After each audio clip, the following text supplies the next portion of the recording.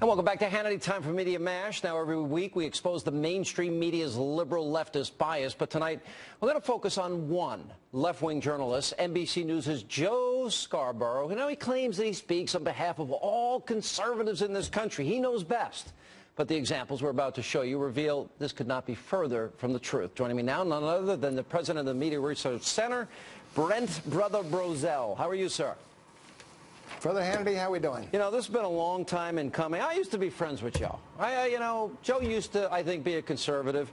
Let's start with Joe's ripping of the NRA, because it's relevant to the new NBC Joe. Let's go back and look at the present Joe. Let me just break through the BS here.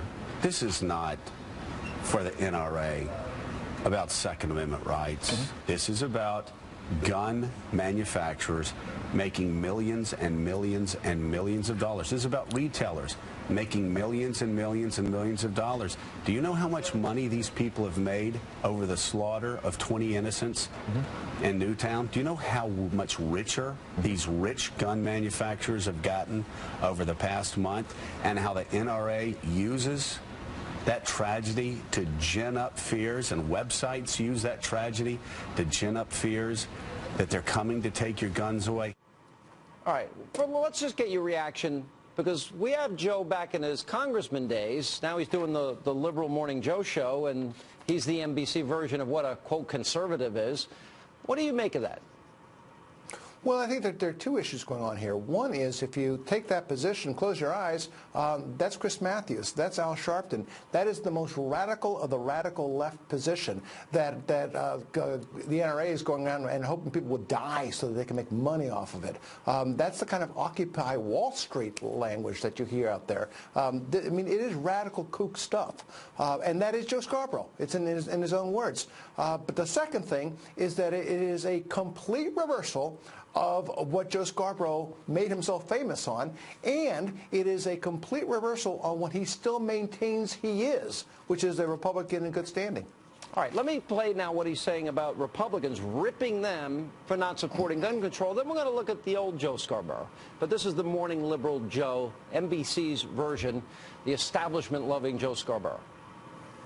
I can't believe that Republicans, first of all, aren't going to support it, but secondly, won't let background checks against rapists, people who have committed manslaughter in the past, people with mental illness, dangerous mental illness. I can't believe those Republicans are going to allow the entire Republican Party to be the party that basically put rapists' rights over parents' rights. You do not ignore 90% of the American people on an issue of public safety.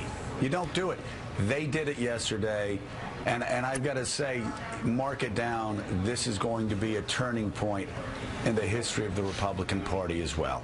All right, now let's butt that against what Joe Scarborough, and of course he's running in a very conservative district in the panhandle of little old Florida, had a very different position. Let's put some of it up on the screen.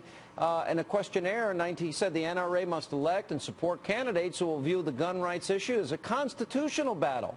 The Founding Fathers did not give us the Second Amendment to protect our rights to shoot ducks, our constitutional right to bear arms, so we may protect our family in the manner we choose, no compromise. And by the way, he felt the same way about assault weapons. So he would argue, I changed after Newtown. I would argue that he wants to be loved by the establishment, and Joe Scarborough is no conservative as he is portrayed. Yeah, but look, Sean, you can change your mind. That's perfectly fine.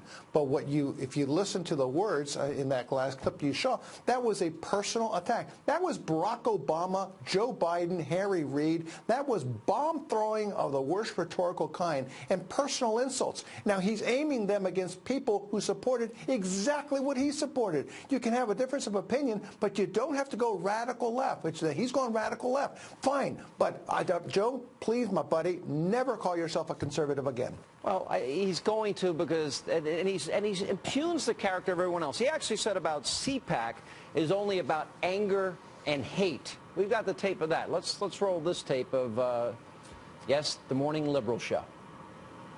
So many of those people are shams. They're not true conservatives. And we can see it now. They don't care about winning. They care about hate, resentment, selling books, talk radio, things that, in the end, keep us out of the White House for another generation. And there's a game going on. What a cute couple.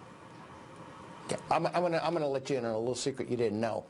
He is so jealous of you, and he's so jealous of Rush Limbaugh, and so jealous of Mark Levin. Look at those gratuitous attacks against talk radio. Let me tell you something. He and his sidekick announced that they were going to take a brief 3-week hiatus from their radio show. Do you know when that was? When was that? They had a radio show? 1,094 days ago. Okay. 3 years ago. And they ain't come I got back. to tell you something. Here's my thought, though. The NRA, they are the #1 supporters and the #1 group involved in teaching gun safety classes. And you know what? If Joe really cares about preventing Newtown or another school shooting or another tragedy, then support the rights of putting retired policemen and military in our schools so that we protect them like we protect our politicians, our sports stars, our Hollywood stars, and our money. And maybe Sean, he he's even just has another demagogue. Yeah. He's just another demagogue at MSNBC. Shocker. All right. Good to see you. Thank you, Brent Bozell.